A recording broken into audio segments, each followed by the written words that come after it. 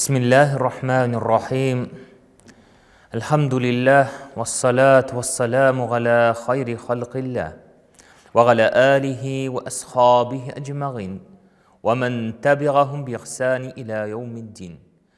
Derslerimizni devam etamiz. Bugün İmam Nevavi'nin 40 hadis kitabından birinci hadisin okuyuz.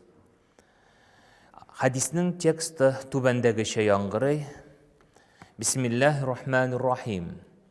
Gan Amiril Mu'minin Abi Hafsin Umar ibn Khattab radıyallahu anhu قال سمعت رسول الله صلى الله عليه وسلم يقول إنما الأعمال بالنيات إنما لكل امرئ ما نوى فمن كانت حجرته إلى الله ورسوله فهجرته إلى الله ورسوله ومن كانت حجرته للدنيا يصيبها أو امرأة ينكحها فهجرته إلى ما حجر إليه رواه Bukhari ve Muslim.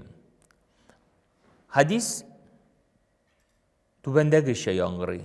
Müminlerinin emiri Abu Hafs Umar ibn Khattab radıyallahu anh aytuğu boyunca Peygamberimiz sallallahu aleyhi ve sellem bulay deyip aytken dürüstlükte her bir gamel niyetten tura, niyetten başlana. Hem niyetke qarab kişiге ecir savab yazıla. Eğer birev Allah Teala hem onun Rasulünün rizalığı için hicret kılgan bulsa, onun savabı da Allah Teala hem onun Rasulünün rizalığı için hicret kılgan savabın alır. Eğer indi birev dünyavi maksat bilen hicret kılsa, yaki ilanu maksatı bilen hicret kılgan bulsa, onun hicret için savabı da ni için hicret kılgan bulsa, şunun için bulur deyip getirile. Demek bu hadisini bizge İmam Abu Hafs Umar ibn Khattab radıyallahu anh'a rivayet etti. Kimsin ol Umar radıyallahu anh'a? Umar radıyallahu anh'a İslam dinin 5.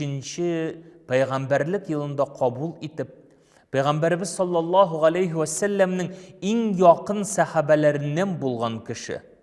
Hem de o Peygamberimiz sallallahu aleyhi ve sellem bilen birge bulup özünün gadilligi, toğrılığı bilen ayrılıp turgan, özünün ciddiligi bilen ayrılıp turgan büyük sahabelerden buldu. Hem Peygamberimiz sallallahu aleyhi ve sellem vafat bulgandan soň halifelikке kelgen Abu Bakr'dan soň halif bulup ikinci toğrı halif bulup sanalgan ulu şahıs. Hem Müslümanlar anı Abu Hafs hem Emirül Mu'minin deyip yürüttüler. Abu Hafs yani Hafsa'nın etisi hem Emirül Mu'minin müminlerinin emiri isimine layık bulgan kişi. Ol aytdı. Peygamberimiz sallallahu aleyhi ve sellem bulay dedi. Yani şoşu her bir gamel niyetten tura, niyetten başlana dedi. Ni için son Peygamberimiz sallallahu aleyhi ve sellem bu hadisin aytdı. Aytılı sebebi aytıla Abdullah ibn Mas'ud radıyallahu anh'a aytuğu boyunca bizning aramızda Ummu Qais isimli xatınğa kuş düşürüp yürgen iptaşımız var idi dey. Hem bir günni bu xatın aytdı. Allah Teala'nın ilçisi Peygamberimiz sallallahu aleyhi ve sellem Mekke'den Medine'ye hicret kılırga kuştu. Eğer sen de Medine'ye hicret kılsan, min sana kiyevge çıgam dedi. Hem bizim iptaşımız ona ilenu maksatı bilen Medine'ye hicret kıldı dedi. Biz Medine'ye hicret kılgandan soň Peygamberimizden sıradık. Ya Resulullah, mine biz Allah Teala hem onun Rasulünün rizalığın ümit etip hicret kıldık. Lakin bizning iptaşımız Ул дөньяви максат белән хиҗрәт кылды. Өйләнү максаты белән ди. Аның савабы, әҗре бер булырмы ди. Без Алла ризалыгы өчен хиҗрәт кылдык, ә ул өйләнү максаты белән. Аның савабы бер тигез булырмы дигәчтен, Пәйгамбәрбез саллаллаһу алейхи ва саллям бу хадисен әйтте. Һәрбер гамәл нияттән тора. Һәм ниятенә карап, кешегә әҗр савап языла диде. Һәм менә бу хадискә аңлатма биргәндә без аңлыйбыз, бу хадис ниятнең гамәлдә мөһим урын алып торганын. Дин галимнәре әйттеләр, ният гамәлдә тәндәге жан кебек диде. Жансыз тән, ул үле тән диделәр. Ә инде ниятсез гамәл, ул буш гамәл булып тора диделәр. Шуның өчен кешенең гамәле төзек булсын өчен, әгәр гамәлең төзек булсын өчен, син иң беренче ниятеңне төзекләргә кирәк. Ниятең дөрес булырга тиеш. Шул сәбәпле Пәйгамбәрбез саллаллаһу алейхи ва саллям һәр вакытта да искә төшерә иде: ниятләрегезне дөрестләгез. Ниятләрегезне дөрестләгез дип. Чөнки дөрес ният ул дөрес гамәл. Ә инде ниятсез гамәл, кабатлап әйтәмен, ул буш гамәл булып торды. Һәм беләбез, динебездә ният үлчәү вазифасын башкара. Чөнки ниятең нинди, гамәлең шундый дип китерелде. Беләбез, кешеләр берәр эшне эшләр алдыннан алар 4 дәрәҗә, 4 этап аша үтәләр.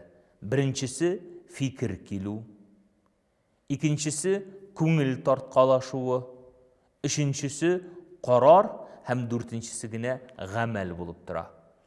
Һәм әйтелә, савап языла 3нче дәврдән соң, ягъни карар кылганнан соң. Әйтик, мәсәлән, синең башыңа бер уй килде, бер яхшылык гамәл кылырга дигән уй килде.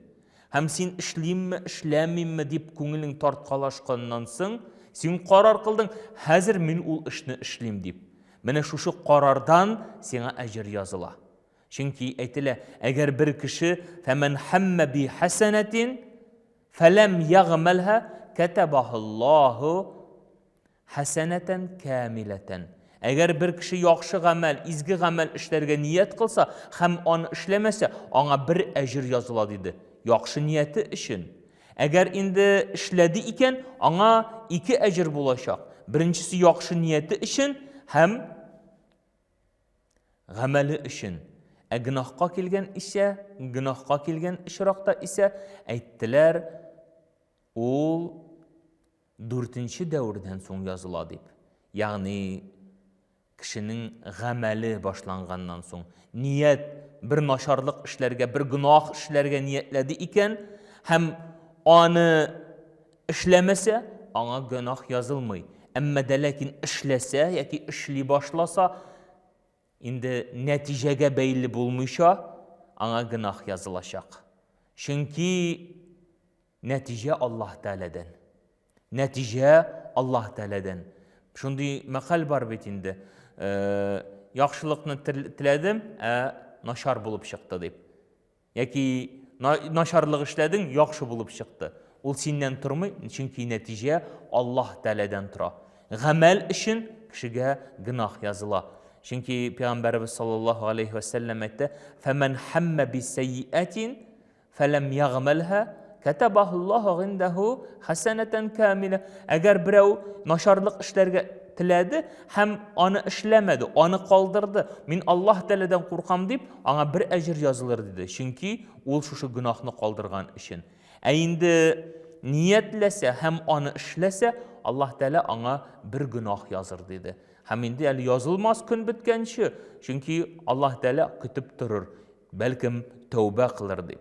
Шул сәбәпле ният, яхшы ният кылу һәм шушы яхшы ният белән яшәү һәрбер мөселманның бурычы булып тора. Инде ниятнең урыны кайда соң ул дип сорасак, ниятнең урыны ул калбтә, йөрәктә. Тел белән әйтү ниятне шарт түгел. Әйтик, мәсәлән, без әйтәбез, намазда илаһи ният кылдым, илә намазының 4 рәкәгать сөннәтен укымакка дип. Менә бу талаффуз, тел белән шушы ниятебезне әйтү, йөрәктәге булган хәлебезне тел белән әйтү, ул мустахаб гамәл. Ләкин шарт түгел. Мустахаб гамәл дигән сүз саваплы гамәл. Аның өчен иншааллаһ тәала Аллаһ тәала каршында савап язылыр. Ни өчен? Күңел тынычлыгы өчен. Күңел тынычлыгы өчен тел белән әйтү сорала. Әйтик, мәсәлән, син йөгереп килдең дә, син телең белән әйтмичә Аллаһу әкбәр дип намазга кирип киттең, һәм дә инде шунда синең буталу ихтималың бар. Тукта, мин нәрсә укыйм соң әле? Фарызын укыйммы, сөннәтен укыйммы? Әйдә ашыгам фарыздан булсын инде дип син намаз өчен дә әйтә алмыйсың. Шуның өчен намаз башланганчы ук, намаз тышында ук син ашыклык кертергә тиешсең. Син нинди намаз укыйсың, һәм бу синең, ягъни намазыңны бозмый, һәм бер нинди дә тоткарлыкка китермәячәк. Шул сәбәпле күңел тынычлыгы өчен, савап булсын өчен Әбу Ханифа мәзһәбендә ниятне тел белән әйтү мустахаб гамәл булып санала. Калган очраклар бар, кайчакта ул шарт булып тора дип китерелә. Әйтик, мәсәлән, беренчесе ул да булса гыйбадәтне гыйбадәттән айырганда ниятне тел белән әйтү сорала. Ягъни син инде бер гыйбадәтне икенче гыйбадәттән айырганда тел белән әйтергә мөмкинсең. Әйтергә тиешле булып торасың, мөмкинсең генә түгел. Мәсәлән, безнең шундый очраклар бар. Ураза мәсьәләсендә. Син нинди дә булса бер сәбәпләр белән фарыз уразасын калдырдың. Шул вакытта безнең туды Шәввәл ураза вакыты килеп җитте. Менә син калган уразаңны тотасыңмы яки Шәввәл уразасын тотасыңмы? Монда син тел белән ачыклык кертерсең. Бәлкем син Нәзир уразасын тотасыңдыр. Шуның өчен бер гыйбадәтне икенче гыйбадәттән айыру өчен тел белән әйтү шарт. Әйтик, мәсәлән, хаҗ кылганда илаһи ният кылдым хаҗ кылмакка гына дип әйтә алмыйсың. Син нинди хаҗ кылганыңны ачыклык кертәсең. Чөнки хаҗ була ифрат хаҗы, таматту хаҗы һәм башка төрле хаҗлар да бар. Син шуның өчен бу мәсьәләдә ачыклык кертәсең, тел белән ният кыласың. Һәм икенче очрак, кайчан без тел белән әйтәбез ниятне, ул гыйбадәтне гадәттән айырганда. Гыйбадәтне гадәттән айырганда. Әйтик, мәсәлән, син гадәти юыну бар. Әйтик, атнага бер тапкыр, 2 тапкыр кеше юына. Ул обычный гадәти юыну. Әмма дә ләкин син әгәр ниятләдең икән, гысл алмак нияте белән юынам дидең дә юындың. Һәм бу иншааллаһ тәала синең гыйбадәттән китәчәк, гадәти эшең. Һәм бу хадис икенче мәсьәләне күтәрә, хиҗрат мәсьәләсен. Хиҗрат Пәйгамбәрбез саллаллаһу алейхи ва саллям вакытында 3 хиҗрат булды. Бер тапкыр Эфиопияга, Хабаша җирлегенә һәм 2 тапкыр Мәдинәгә. 8-нче хиҗри елда Пәйгамбәрбез саллаллаһу алейхи ва саллям Мәккәне алганнан соң ла хиҗрата бәгъдә фатхил Мәккә диде. Хиҗраттан соң башка Мәккәне алганнан соң башка хиҗрат юк диде. Шул сәбәпле инде хәзерге вакытта түбәндәге төрле хиҗратлар булырга мөмкин.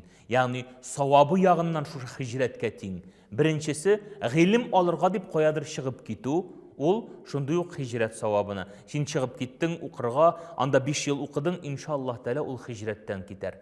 Һәм инде шулай ук бар икенче төрлесе, ул да булса авыруны карау өчен.